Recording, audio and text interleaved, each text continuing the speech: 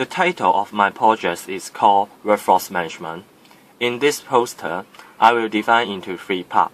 Part 1 is about fundamental concept of dynamic provisioning and problem formulation. Part 2 is the application part. I will talking about the consideration of implementation. And the final part is that the case study and conclusion. Situation: imagine that you are a boss of a company. According to the market and development, you may need to hire or fire the employee. Where should you hire? Where should you fire?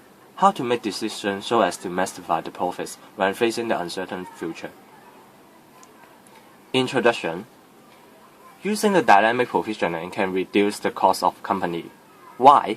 It's because the static provisioning is maintaining the same amount of employee that can fulfill the maximum workload, no matter the workload of them are higher or low. But the dynamic provisioning will make adjustment depending on the workload. However, the on-off cost should not be ignored. The penalty of layoff and the training of new employees should be considered to the on-off cost. Next, I will talking about the offline algorithm and the online algorithm. Offline algorithm means that we can design the strategy with the future information. So the online algorithm is that we will design the strategy without the future information. There are two online algorithms. One is deterministic algorithm. The other one is randomized algorithm. They have different competitive ratio.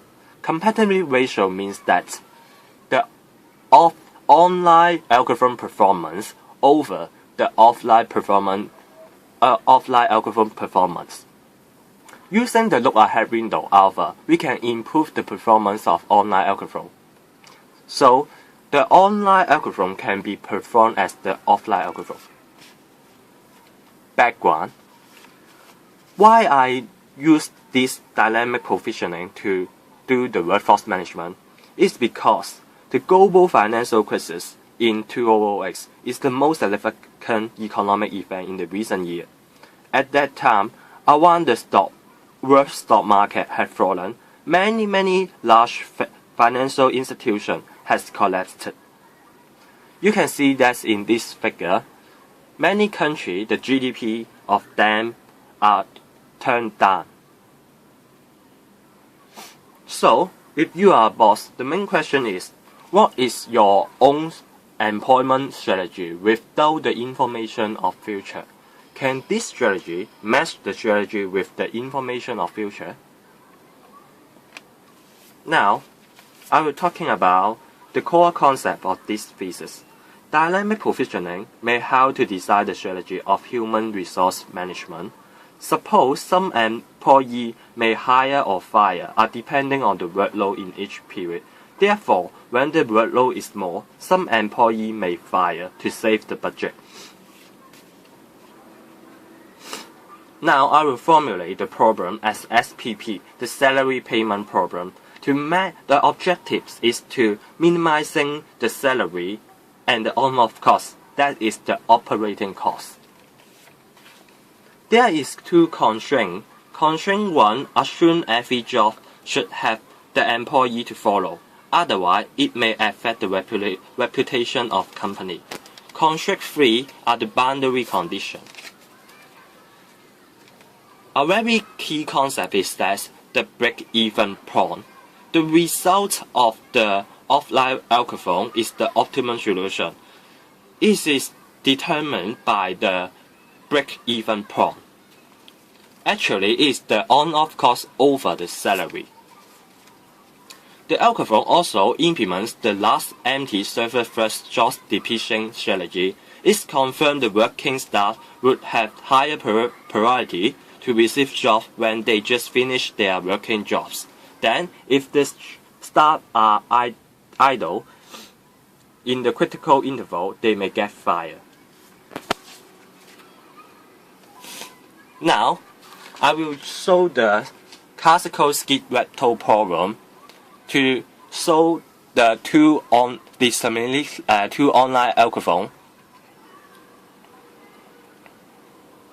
Actually, in these two cases, we will find that the competitive ratio of two online algorithms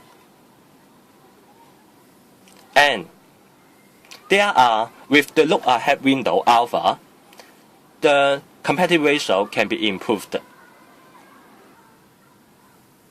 Actually, the mathematical approach is perfect and is proved in the Professor Chen paper. Now, I will talking about the application part.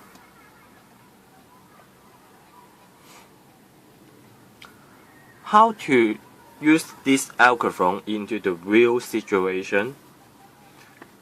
Actually, there is an example so that the workload variation should be large.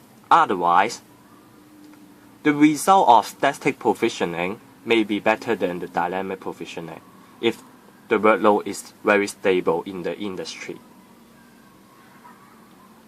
Another point is that the on-off cost should be small. You can see that from the labor department, it shows that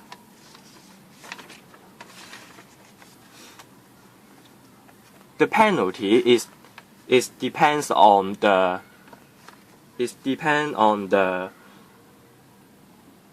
longer period. If the staff work longer, then the penalty is longer. So the job depletion strategy can help to solve this problem.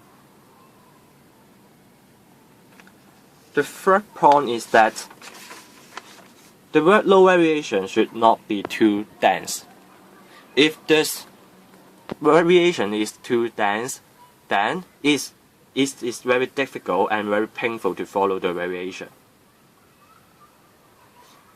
Point 4 is the industry should have the similar employees. It's because if different staff have different skill and responsibility, it's very difficult to apply the algorithm. So the algorithm is better for the industry which needs a large amount of employees who don't need high skill technique. Manufacturing industry could be a good example for implementation. Point 5 is the damage of stability and reputation. It is very critical disadvantage of this algorithm. It is no doubt that no one enjoys participating in a company which when the company always fire the staff. So I think that the part-time jobs are the better choice to choose to implement the algorithm since the mobility is usually high for them. The damage of the company will be limited. Point 6 is the salary payment are the major expense. Actually, my first testing target using the dynamic provisioning is the Telebit server assistant of the Jockey Club. However, the manager of the Jockey Club tell me that it's not possible. It's because the return of a call may be many times of the salary of an assistant. So, and the salary payment are not the major expense. Finally, the final point is that the time unit. The time unit is the X parameter of the algorithm. It also affects the portion of implementation. Some industry would pay their staff every day or even every hour, so the sensitivity of the variation of different time units should be different.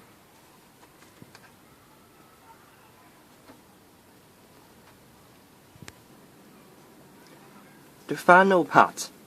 In this part, I will choose one industry as a testing sample to verify the application of dynamic provisioning. After searching lots of information, I found that an emerging industry can be example. Exhibition industry is rising up with the enlargement of Hong Kong Convention and Exhibition Center (HKCEC). More and more people are interested and encouraged to join this industry, and the related training courses are organized gradually in the recent year. Now, some brief information about HKCEC. After two expansion, the HKCEC became one of the world's most international and cosmopolitan convention and exhibition center. It's so many world important event and exhibition is happen in the HKECE. And there is Hong Kong Convention and Exhibition Center Managed Limited (HML) in charge the daily work of daily management and operation of HKECE. And some jobs will be outsourcing. For example, hall setting, logistics, and decoration will be outsourcing to the contractor. And I have found a subcontractor to do an interview and the data collection.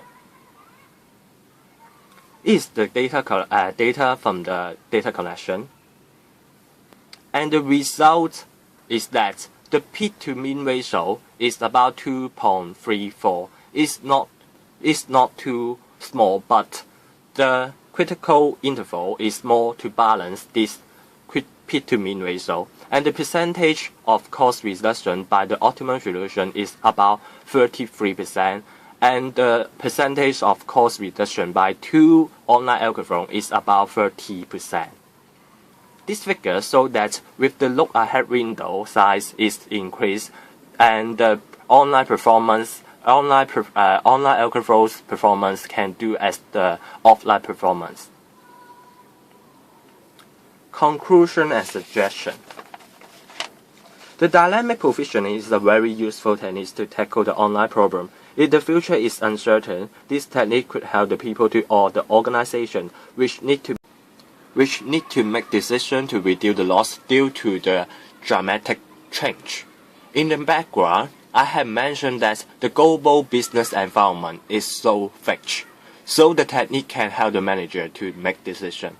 In the case study, it proved that the algorithm can really apply in the real business world. However, the company should also consider all the conditions I have mentioned before to decide whether the company is suitable to implement this algorithm. For example, if the on-off cost is too large, it may not be suitable to using the dynamic provisioning in that industry. Actually, not only the workforce management can apply the dynamic provisioning technique, but also machine control infantry problem can also use these techniques to make decisions more easily. Therefore, manufacturing industries may have many opportunities to implement the dynamic provisioning. Reference of my project. That's all of my presentation. Thank you.